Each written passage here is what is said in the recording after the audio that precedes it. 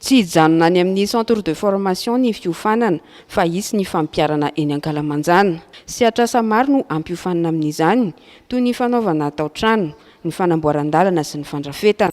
Arakaraky ny projet andreo ataontsika hoe ireo olona marefo no ahafahan'ny ministère zany mijery hoe itya afaka manao an'ity asa ity na tsy afaka manao an'ity asa ity fa amin'ny ankapobeny ny formation atao zany arakaraky ny sokajiny asa atao io dia tsy mifidy na diplôme ina na diplôme ina nefa kosany misy asa sasany zay safidiny olona tsy maintsy mila diplôme ihany.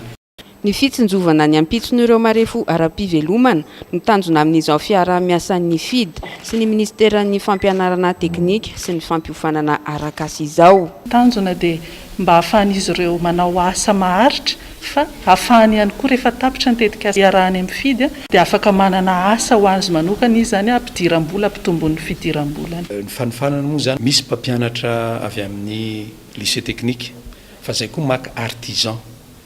Dia amin'izay le formation tena pratico-pratique ary tena miantefa amin'ilay asa vantana mihitsy le izy. Miisa 7 ny mpandray anjara isaky ny fiofanana izay aharitra 20 andro. Isy aorian'izay ny karazana fitsampam-pahaizana ary ahazo sertifika ireo mahavy ny asa.